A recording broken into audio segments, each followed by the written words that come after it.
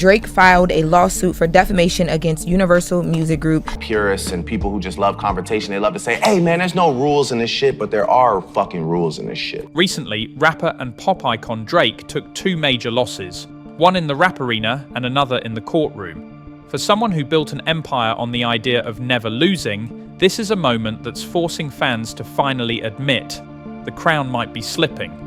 Back against the wall, I either go all the way filthy or I fall back and I have this sort of chink in my armor for the rest of time. For years, Drake was untouchable. Every time someone challenged him, he turned it into a win. From Meek Mill to Pusha T, he came out looking like the clever, calculated mastermind. But this time, the playbook didn't work. The Kendrick-Lamar beef didn't end with a diss track. It ended with silence. No, like after Kendrick's thing, you wouldn't. I noticed you didn't really get into that too much. So I just I don't know. It just wasn't real to me. It's like, was that real or was that just like for the people? You know what I mean? I think it's a sparring kind of sport. Yeah, but at the same time, it's like, then let it be real. Then But you seem just now a little irritated by it. No. Really? I don't know if it was worth it. Because there's a lot of people that were mentioned that I feel like can't really go back and fuck with that guy after that, you know what I'm saying? And nothing been the same since they dropped Control and tucked the sense of the rapper back in his pajama clothes. Silence from Drake is rare. After Kendrick's Not Like Us and the avalanche of cultural momentum, Drake didn't respond. He let the narrative settle, and in rap, that's fatal. Fans started to realize maybe Drake can't outsmart everyone forever. Because he said you have an illegitimate daughter, you grew women, and then Drake's comeback was, I don't have an 11-year-old daughter, and Brian said, hey bro, address the other shit. Kendrick didn't just attack his music, he targeted his image, his authenticity, his legacy, and Kendrick didn't even need to say Drake's name that often. The energy told the story. The internet crowned its winner before Drake could reload. Then came the legal trouble.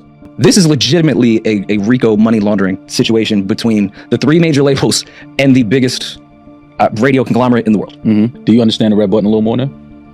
Oh, Drake's lawsuit certainly added to this. A courtroom loss hit right when his public confidence was already cracking. Drake's brand has always been about total control, of image, of timing. But lately, it's been the opposite. Lawsuits, rumors, controversies. The fact that Drake is biracial. So I'm looking at it from a black and white perspective, okay? His daddy's side engaged in a rap battle. His daddy said, go out there and fight, go out there and fight. And then when Kendrick busted his ass, his mama's side said, oh no, Aubrey, we going to the police. Okay. They've been happening to him, not by him. He's reacting, not dictating. That's the real shift. When the public senses you're no longer in control of your own story, the myth starts to crumble.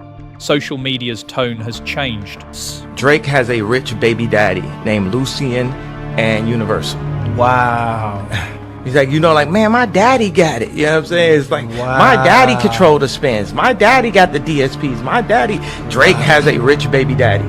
Years ago, criticism would be shut down instantly. Now, even die-hard fans hesitate. Podcasts like Rory and Mal are doing mental gymnastics to explain the losses. But it's not strategy, it's survival. Dominance isn't just about numbers or plaques, it's about energy. Walking into a room or dropping a verse and making the culture stop and listen. And right now the culture isn't stopping for Drake, it's moving on fast. The craziest part, Drake was the underdog who became the king. Now he's the king fighting to stay relevant in a game he helped build. History shows no one stays at the top forever. Every icon reaches a point where the audience stops seeing them as unstoppable and starts seeing them as human. That's where Drake is now.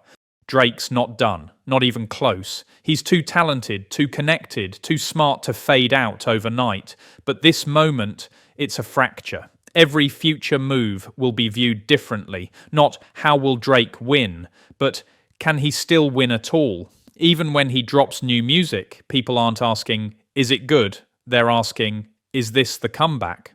That question is what separates dominance from decline. For the first time, Drake isn't controlling the narrative. He's chasing it. He's responding to the internet instead of letting the music speak. Momentum is everything. Once people feel you're losing, even wins look smaller. Drake's momentum is shaky, not gone, but unstable. Yet, he's survived worse. Ghostwriting scandals, beefs, leaks. The question is whether he can do it again in a landscape that's changed completely. Maybe this isn't the end. Maybe it's the reset. Maybe Drake's being forced to evolve, to shed the old image and rebuild.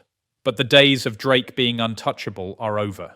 Every move will now be questioned, every silence analyzed.